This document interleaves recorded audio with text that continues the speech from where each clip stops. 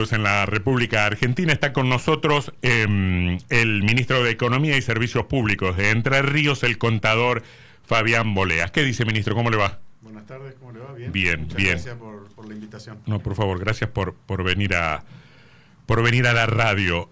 Varios temas para tocar. Empecemos por lo que acaso en términos estructurales sea lo más importante para las finanzas públicas de Entre Ríos en el último tiempo, que es la decisión finalmente concretada de salir al mercado a tomar deuda. Más allá de la consideración general, la primera pregunta es, ¿por qué 300 millones? Siendo que había una autorización para un monto mayor. Sí, en primer lugar, bueno, la satisfacción de cumplir objetivos cuando uno se pone objetivos, ¿no? Y nosotros nos habíamos puesto un objetivo, lo habíamos puesto a consideración de la legislatura, de cambiar el perfil de la deuda de la provincia, por lo menos parte de esa deuda, porque decíamos genera mucho estrés en las cuentas, en las finanzas, digamos, de la provincia, y necesitábamos espacio, oxígeno, para poder tener un desenvolvimiento más normal de la ejecución presupuestaria. Así Explíquemelo fácilmente. ¿Se han estirado plazos? Exactamente. Lo que hacemos es, obtuvimos un préstamo, obtuvimos dinero con un plazo de devolución, más o menos la vida útil del bono estimada en 6 años. Entonces eso lo que nos permite es correr vencimientos acorde a las posibilidades ciertas que tenemos de ir cancelando. El esquema que nos habían dejado, que teníamos de la deuda en dólares tomadas en la gestión anterior, concentraba todos los vencimientos entre el 24 y el 28. Ajá. ¿Y ahora? Y ahora lo que se ha hecho es se ha estirado ese plazo de amortización con una vida útil promedio de 6 años del bono. Entonces, pero para entender, yo sí. tenía en mi cabeza este esquema. El anterior endeudamiento suponía básicamente 2 grandes erogaciones de la provincia en los meses de febrero y agosto. Correcto. Eso es correcto. Por una cifra de 50 millones de dólares, algo así puede ser. En cada caso, sí, más 58. O menos. 58, ponele. Ahora, ¿qué pasa con esos vencimientos que teníamos cada febrero y cada agosto? ¿Qué pasa?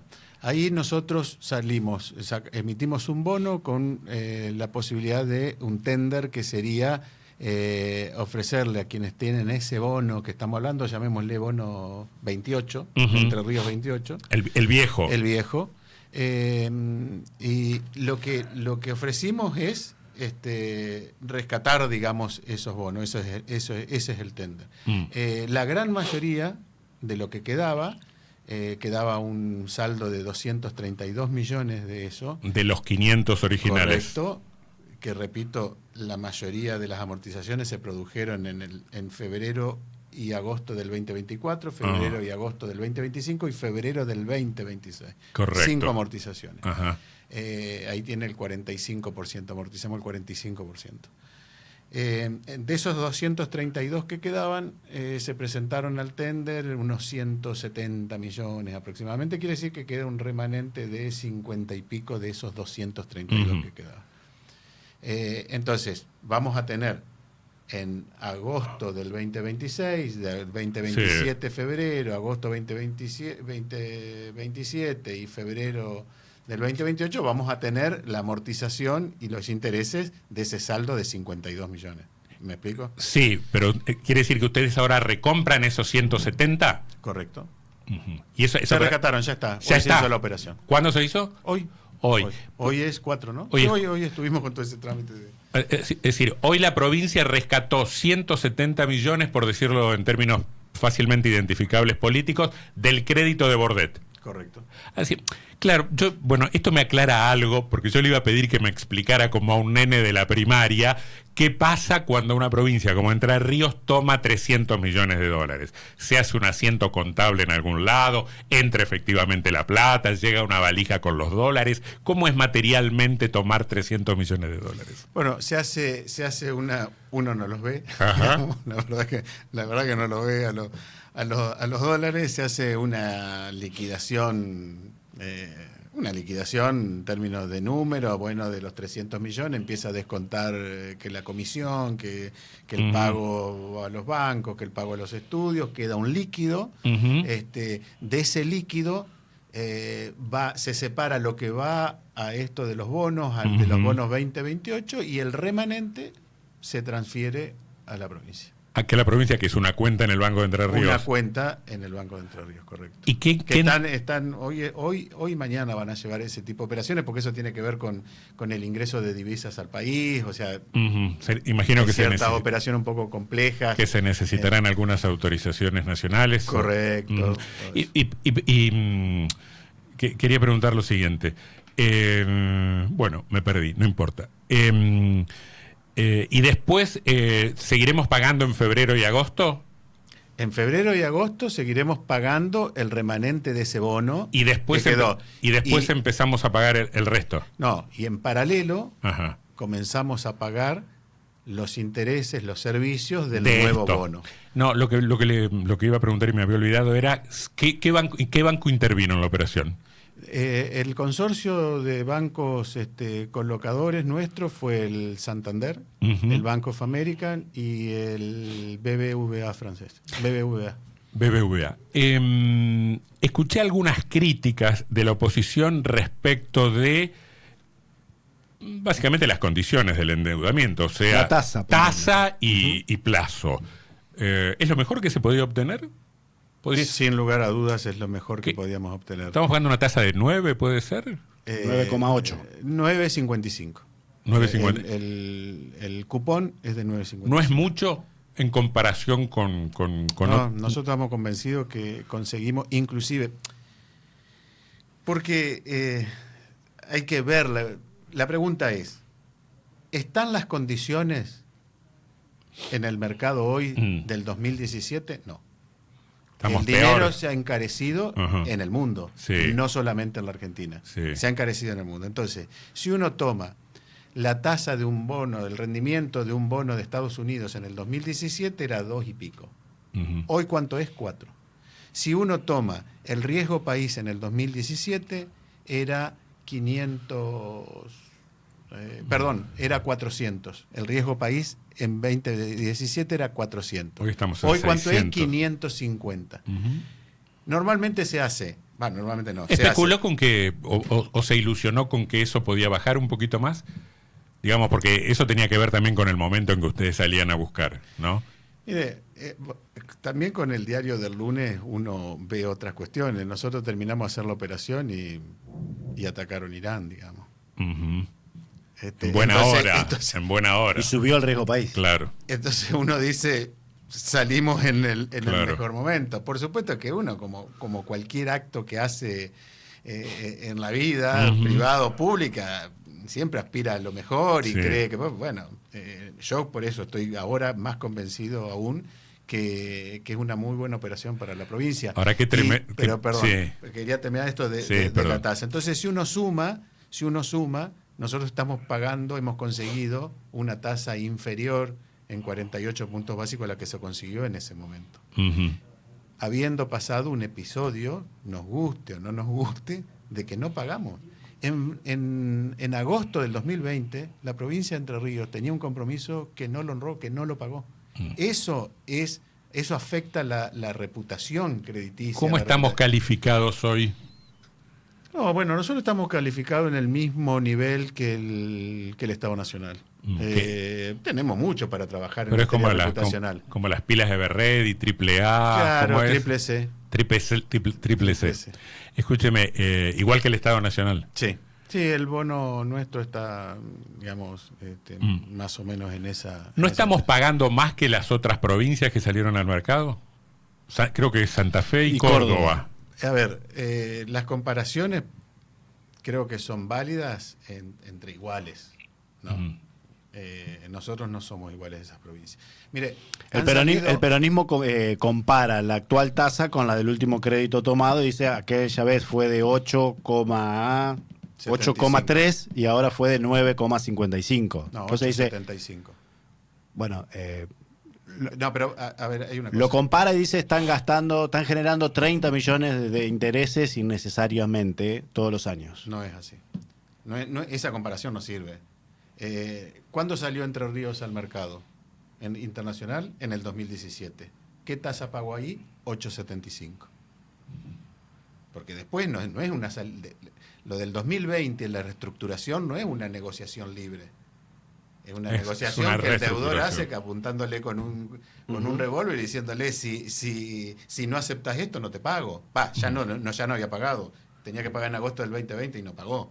Digamos. Entonces eso no es una operación Usted dice que no es comparable. No es comparable. Entonces 8,75 contra 9,55 y ahí le da lo que yo le acabo de explicar. Veamos cuáles eran las condiciones en el 2017, pues no son las mismas condiciones. Digamos, el mercado internacional no es el mismo ahora que el del 2017, el dinero es más caro. Entonces no son situaciones comparables, pero además acá nosotros estamos hablando de una proyección, estamos hablando de qué es lo que necesita la provincia y qué es lo que permite desestresar el flujo de fondos de la provincia para poder cumplir con el resto de las obligaciones, ¿no? En el legítimo y entendible juego de la política, los de antes cuestionan este estilo o estas decisiones, ustedes reprochan el pasado. Y sin embargo, uno mirando de afuera dice, che, pero son dos cosas bastante parecidas. O eso es bueno para los dos o es malo para los dos. Es decir, Bordet sale a pedir 500 millones de dólares, ustedes ahora 300 millones de dólares. ¿Hay alguna diferencia sustancial? ¿O en todo caso el proceso nos habla, no sé, pongamos, de un desequilibrio estructural al que los gobiernos intentan solucionar por esta vía? Nosotros la verdad que no criticamos eso. Creo que nosotros lo que tratamos de hacer es hablar objetivamente y con datos. Después la valoración la hace el ciudadano, la hace el entrerriano. Si vos asumís un compromiso, nosotros creemos que hay que cumplirlo. Objetivamente, en agosto del 2020 no se cumplió, con un determinado nivel de ingresos. Tanto en febrero y agosto del 2024, en febrero y agosto del 2025 y en febrero del 2026 cumplimos. ¿Con qué niveles de ingresos? Similares a los del 2020 cuando no se cumplió. Eso también es un dato, es algo objetivo. No está en nuestro ánimo estar, digamos... Sí, 2020 es el año de la pandemia también, ¿no? Sí. Pero el nivel de ingresos es el mismo.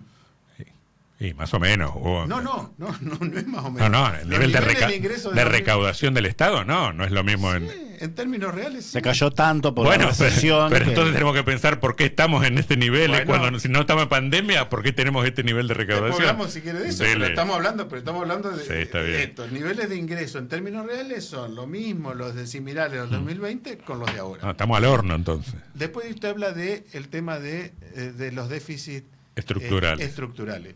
Sí, por eso cuando genera tanta susceptibilidad el tema de la deuda y esta comisión que sea este proyecto para conformar una comisión de investigadores, que sea, no es con ánimo, digamos, punible, por decirlo de alguna manera, sino que esto es consecuencia de esto de estar generando alrededor de la deuda y del endeudamiento, y la historia de que un gobierno endeudador serial y eso. Veamos cuál es la historia, veamos cuál es la evolución. En términos de stock de deuda, hemos bajado poco, pero hemos bajado lo que recibimos en cuanto a stock de deuda. Entonces, pero no quiero irme de esta cuestión estructural. Sin lugar a dudas que la deuda evidentemente ha ido a pagar déficits estructurales. Pero nosotros somos un gobierno que estamos atacando cuestiones estructurales. Y una de las cuestiones estructurales es el sistema previsional, el déficit de la caja previsional. Bueno, que durante 2 años, a través de gestión, se ha ido...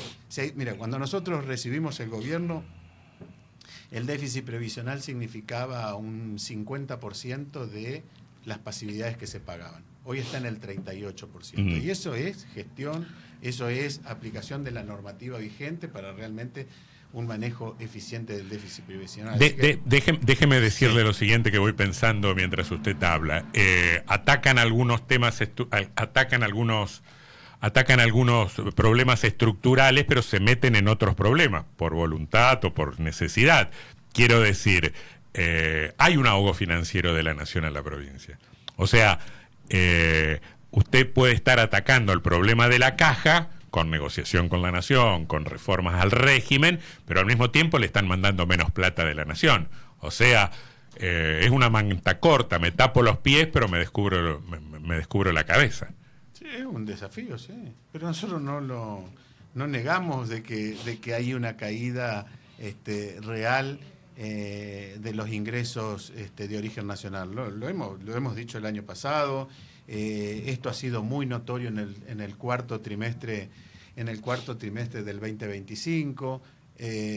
Enero y febrero del 2026 también lo ha sido, que si le queremos poner número han significado 45.000 millones menos en el primer bimestre. Sí, claro. O sea que no es algo que lo hablamos porque lo analizamos, lo bueno, pero es una definición política también. Al que le gusta el durazno, que no se queje de la pelusa, porque ustedes dicen, o el gobernador Frigerio dice, me adhiero a la orientación general del Poder Central. Bueno, entonces hay que bancarse ese problema. Pero nosotros adherimos a los criterios generales de orden de las cuentas públicas, de reducir y eliminar el déficit fiscal. No creemos que se pueda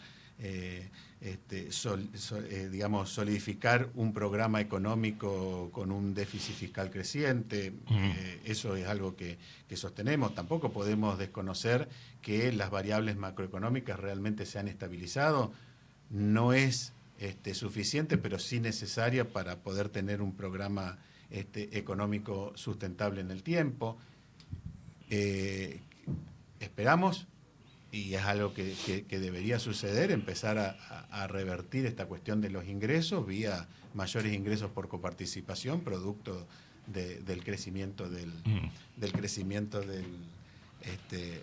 consumo. Anoche me encontré con unos industriales entrerrianos de acá, de Paraná, y bueno, hablando, y le digo, ¿y la actividad cómo está? ¿Cómo la ven? ¿Qué sé yo? Bueno, sí, decían, hubo una caída el año pasado, y le digo, en términos de volumen, este año, ¿cómo están? Bueno, en enero y en febrero están empezando a ver un repunte en términos de volumen, así que bueno, bueno, me dan ojalá sea un indicio. Noticia, sí. Me iba a preguntar por la economía real. ¿Sebastián? Sí, hablando de déficit y de superávit.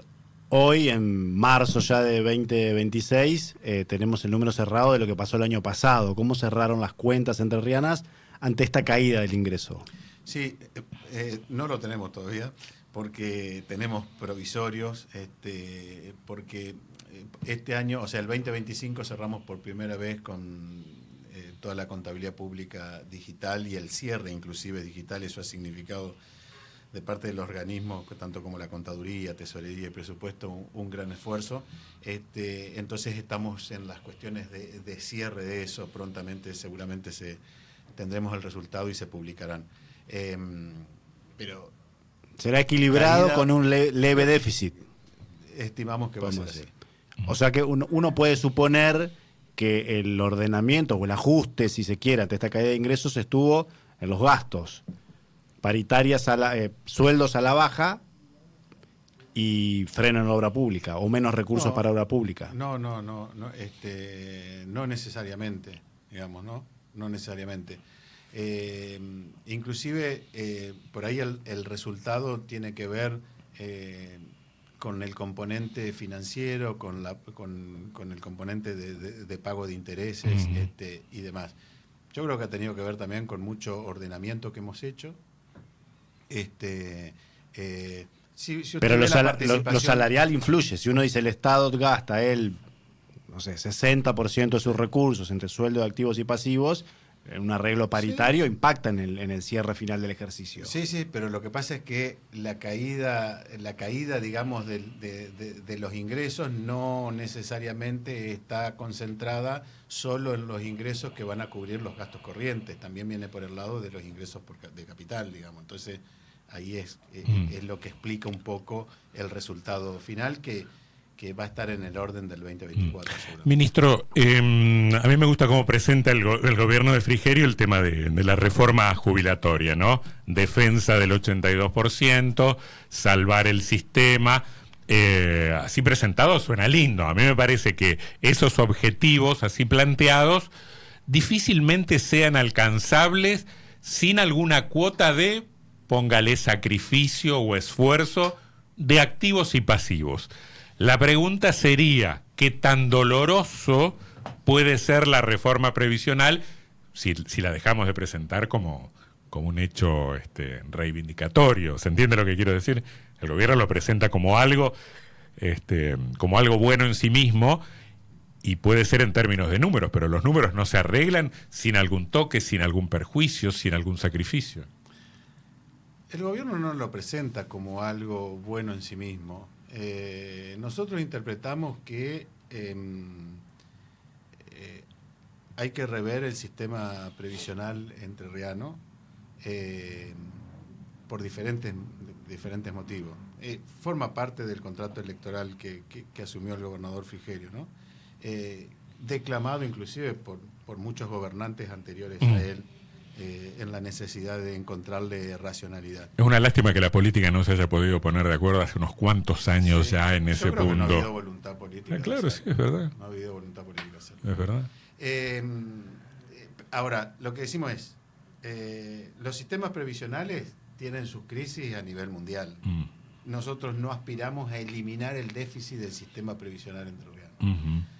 Lo que aspiramos es a dotarlo de racionalidad, volverlo manejable. No necesariamente es volverlo manejable, porque digo, para mí ni siquiera hay que pensarlo en términos de ajuste. Primera pregunta, ¿es racional que un jubilado gane más que un activo? Esa es una primera pregunta que está bueno, digamos, hacer. ¿Y dónde pasa eso? Pasa en el sistema previsional entrerriano.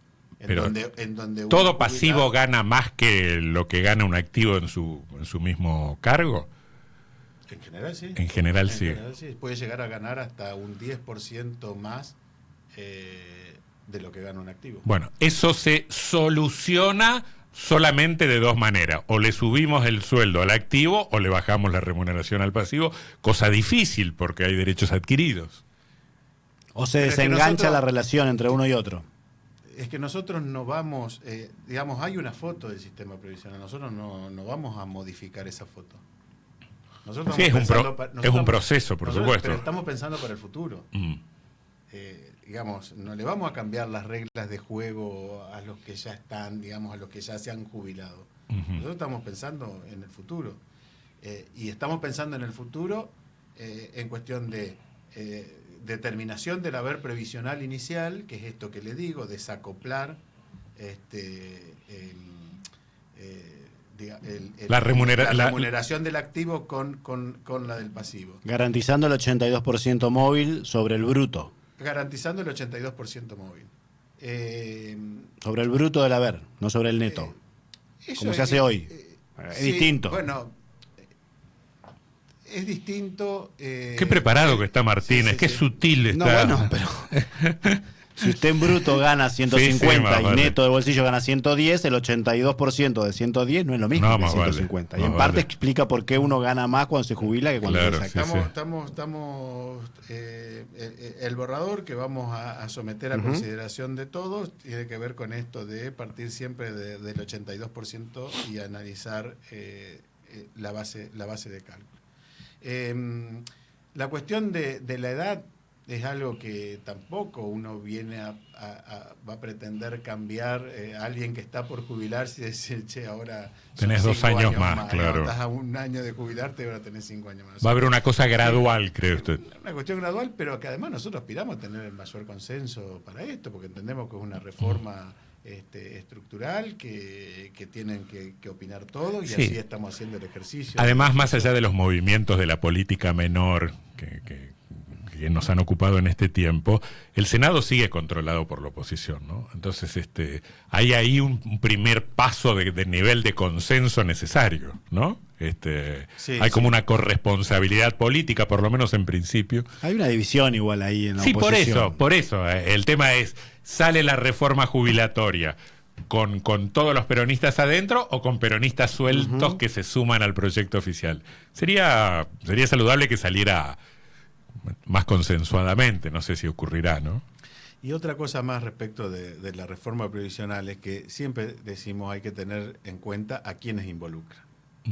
Y esta reforma previsional del sistema previsional entrerriano, el problema de la caja provincial... Involucra a todo el mundo. Pero no de la misma manera. Involucra a los del sector público, a los que estamos vinculados al sector público como beneficiarios. Y al sector privado que tiene que sostener también el sistema. A todos Sí, los sí. entrerrianos como... Entonces, Está bien. También hay que poner, porque uno ve la realidad de un jubilado entrerriano que la media está en 1,5 millones frente a un jubilado de ANSES que está en 400.000. Es verdad. Aporta para el déficit de esa caja. Es verdad, donde es tiene verdad. esos niveles de jubilación. Es verdad, como en todo la pregunta es si equiparamos para arriba o equiparamos para abajo, ¿no? Ayer lo discutíamos un poco con un dirigente de ACMER, quienes nos jubilaremos por el sistema nacional. A los 65 vemos que un docente se jubila acaso con 57 o con 62 y genera una sensación... 52, ¿no? Los docentes. Sí, tiene un régimen especial un poquito menos. 57 y 62 es la general. La general. Generan esas desigualdades. Lo que pasa es que cabalgar sobre las desigualdades entre laburantes es feo, ¿no? Sí, pero es discutirlo entre laburantes que en definitiva están aportando al déficit. O sea, a mí me parece que como en cualquier cuestión, poner las cartas sobre la mesa y discutirlas y encontrar una solución con la mayor, aceptación posible es lo mejor. Y eso es lo que nosotros estamos proponiendo. Otro número a tocar puede ser el cálculo de la jubilación en base a los últimos 10 años de aportes o estirarlo a 15 años de aporte, que eso bajaría también un poco el volumen de las futuras jubilaciones. Sí, ¿Puede ser? Ahí hay un rango de análisis, que nosotros no pretendemos tener la verdad absoluta y lo vamos a someter también a discusión, ¿no? ¿Cuánto es yo particularmente creo que lo más justo es tener una amplitud mayor de base de cálculo porque refleja la vida laboral del empleado. ¿Topes a las jubilaciones máximas se pueden poner a futuro? Entiendo que las jubilaciones... Eso saldrá de las discusiones y de las mesas de trabajo que se organizan, ¿no? Me deja una más sobre la reforma previsional, Sí. a ver si el ministro me orienta y me cuenta un dato. ¿Está Osvaldo Giordano colaborando con ustedes? ¿Es asesor del gobierno? Osvaldo Giordano, ex titular de ANSES, ex titular de la Caja de Jubilación de la provincia de Córdoba. Nosotros tenemos charla, yo lo conozco Osvaldo, así que Estuvo en Paraná hoy, entiendo. Hemos charlado y venimos charlando, sí, interactuamos, aprovechando su experiencia también, ¿no? Ahí en Córdoba. Bueno, lo tengo que despedir. A ver cómo me contesta esto. Usted me dice que quieren sanear la caja de jubilaciones, pero a los docentes le ofrecen pagos en negro, cosa que también es un incumplimiento de primero de la Constitución, me parece, y después de la propia palabra del gobernador que dijo acá se acabaron los pagos en negro. A ver, nosotros lo que le hemos dicho a los docentes es, en este momento lo que podemos ofrecer es esto, y nos juntamos en 90 días, vemos la evolución de los recursos, y en función de eso rediscutimos todo, y tratamos de encarar una paritaria que establezca incrementos remunerativos. Eso fue lo que se ofreció. ¿No se mueve de ahí el gobierno? Es lo que podemos dar. Porque en este momento, lo que nos indica la responsabilidad que debemos tener, ¿no? Se puede venir un escenario de nuevos paros. Pero la responsabilidad también es cumplir con la ley. Si la Constitución dice están prohibidos los pagos en negro, claro, y Frigerio dijo se acabaron los pagos en negro. Nosotros estamos, ofreciendo esto que tiene que ver con una cifra, que tiene que ver con la cifra destinada a FOPIT y conectividad, digamos, que ya están definidos no de ahora, sino que vienen, que antes solventaba Nación y que luego pasaron a solventar la provincia, lo tomamos nosotros y eso es lo que estamos ofreciendo, ¿no? Ministro Fabián Boleas, gracias por su visita. Muy Gracias amable. a ustedes, muy amable. Grosteiner es arquitectura en contenedores. Es simplicidad constructiva y sofisticación. Es